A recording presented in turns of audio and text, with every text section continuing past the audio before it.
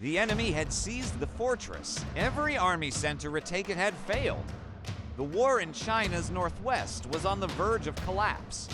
Just as the imperial court began to despair, he was sent to the front. He didn't rush to attack. Instead, he made a decision no one expected. He turned the unfavorable terrain into a deadly advantage. And on the battlefield, he created a weapon no one had ever seen before. It wasn't forged from steel. It wasn't powered by fire. But it was deadlier than any sword. What was this move? How did he reverse a war that seemed already lost? This wasn't a typical victory. It was the ultimate expression of battlefield strategy. The year was 1592. In the northwestern frontier of the Ming Empire, a rebellion erupted. A trusted general named Bo Bai, once a commander of Ming forces, had betrayed the empire. He joined forces with Mongol tribes from the Ordos region and launched a rapid invasion. In days, his forces captured major towns: Zhongwei, Guangwu, Yiquan, and Lingzhou.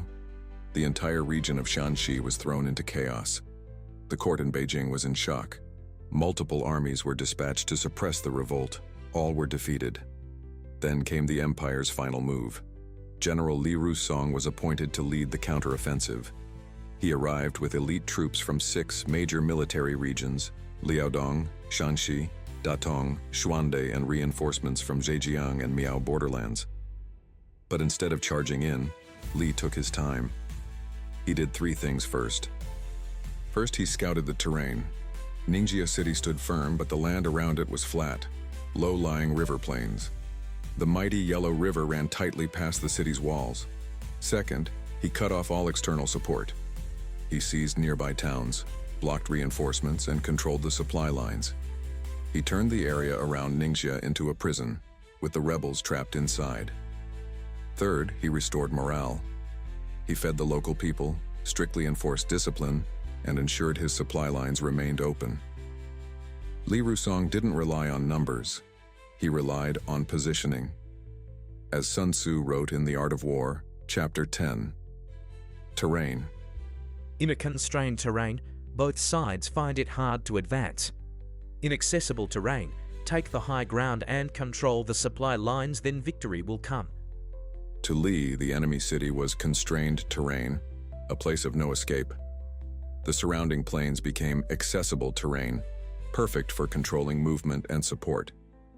Instead of storming the walls, he waited, and then he struck. Li Rusong gave a shocking order: break the riverbanks, flood the city. At the height of spring, he diverted the Yellow River's waters straight into the rebel stronghold. The floods surged across the plains and poured into the city. Within days, streets were underwater. Wells turned muddy. Grain stores were soaked. Disease spread. Bo Bai was cut off. His Mongol allies refused to cross the flooded plains. Inside the city, panic spread.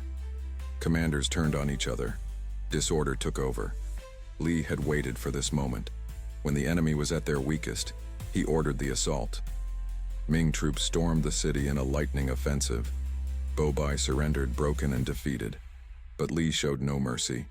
He accepted the surrender, then wiped out Bo Bai's clan to prevent future rebellion. The revolt was crushed. This victory didn't come from superior numbers. It didn't come from stronger weapons. It came from mastery of terrain and the wisdom to turn disadvantage into dominance. As Sun Tzu said, Water adapts to the terrain, so too must the army adapt to the enemy. The best generals place the enemy in a position they cannot escape. Li Rusong didn't just defeat the rebels, he used the land itself as his weapon. And that is the true power of strategy. You're watching Stories of Strategy, learning Sun Tzu through legends.